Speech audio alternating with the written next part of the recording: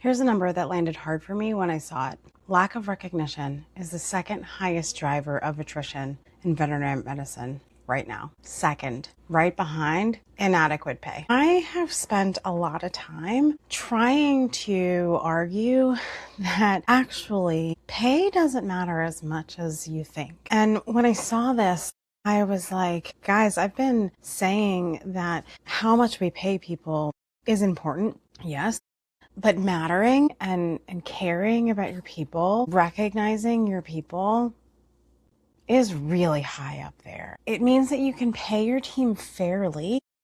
You can build a reasonable schedule. You can have decent benefits, and you can still lose people because they didn't feel seen. And they found somewhere else that made them feel like they did matter. I'm not here to talk about feelings. I'm here to talk about operations. And recognition is an operational issue. So we really have to treat it like one. So what does recognition actually do? The research on this comes from the Stay Please study, which is one of the more rigorous longitudinal looks at veterinary technician retention we have in the profession right now. And the findings are consistent with what organizational psychology has been showing in every other high-stress field for decades. People do not leave jobs, they leave environments. You've probably heard that people don't leave jobs, they leave managers, right? And one of the primary signals that an environment is worth staying in is whether the work a person does gets acknowledged, not just the annual review, right? Regularly, specifically by people who are close enough to the work to know that they are actually being recognized. Here's what recognition does operationally. It increases discretionary effort. The difference between somebody doing their job and somebody doing their job plus the thing that nobody actually asks them to do is almost always tied to whether they feel like their contribution actually matters. You can't mandate discretionary effort. You can create the conditions for it. It accelerates integration for new staff. When a new team member gets specific, genuine acknowledgement early, they calibrate faster. They understand what good looks like in your environment. They start performing to that standard faster than they would have otherwise. And it's one of the most powerful retention tools that you have in your mid-tier performers. Your top performers usually know they're good. Your lower performers need a different kind of intervention. But your mid-tier people, the solid, reliable, show up everyday staff, those are the people who are not flashy, but they're essential. Those are the people, they're the ones who leave quietly.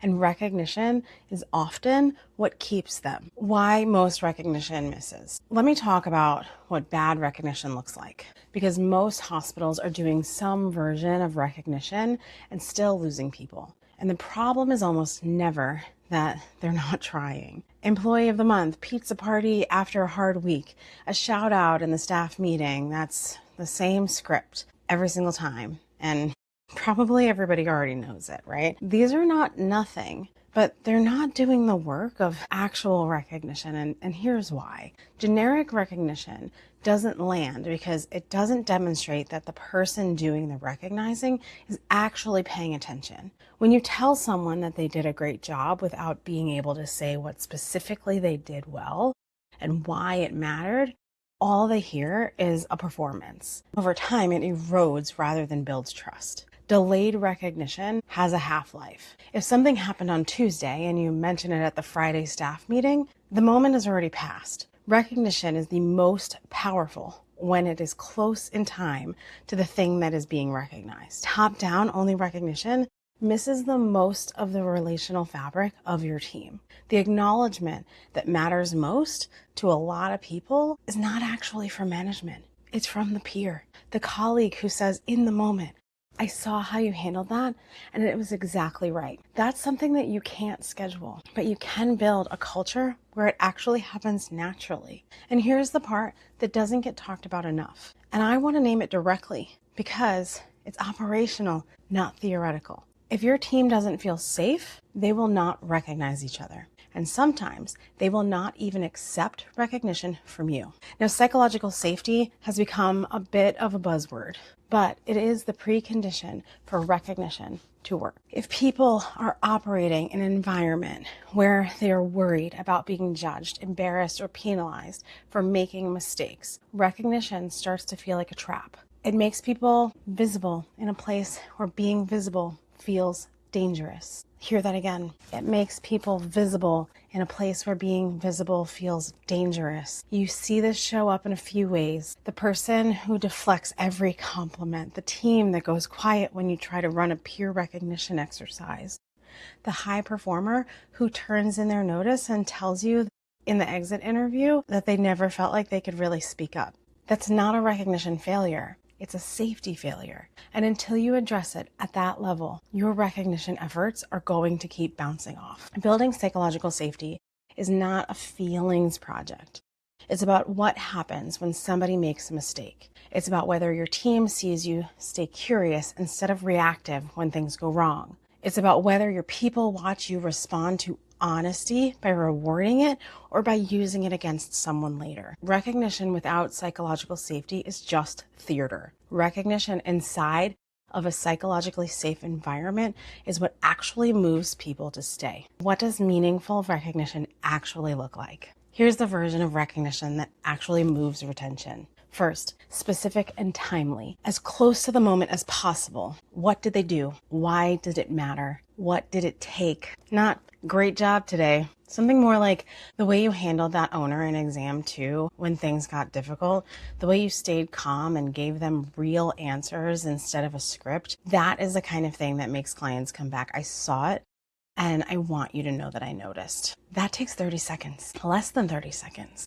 It requires you to actually be watching. Get out of your office, get on the floor, pay attention. And it lands in a way that a bonus never fully replicates. Second, build peer recognition into the structure of the shift. Some hospitals are doing this through a simple end of shift ritual where team members can name one thing a colleague did well. Not a formal process. 2 minutes at the end of the day, end of rounds, done consistently. It changes the relational temperature of a team without any additional budget.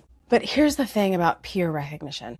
It will not work if people don't trust each other enough to be genuine. So if this exercise is producing surface level generic responses, that's telling you something. Your team might not be there yet on psychological safety, and that's worth knowing. It's a diagnostic just as much as it is a tool. Third, recognize the invisible work. Your visible performers get recognized naturally because their contributions are easy to see. The problem is that a lot of the work that holds a hospital together is invisible. The person that refills supplies before anyone notices they're low. The technician who takes a difficult call so their colleague doesn't have to. The shift lead who absorbs a schedule gap without complaining. Make it a practice to specifically call out the invisible work because people doing it are watching to see if anyone notices. And when they conclude that no one does, they stop doing it or they leave. Fourth, watch how your team responds when something goes wrong. This is not a recognition tip. This is a safety test, and it directly affects whether your recognition lands. When a mistake happens and you lead with curiosity instead of judgment or blame, you're doing two things at once. You're modeling the behavior you want from your team, and you're signaling that the environment is one where it is safe to do the hard thing, flag the problem, and stay invested.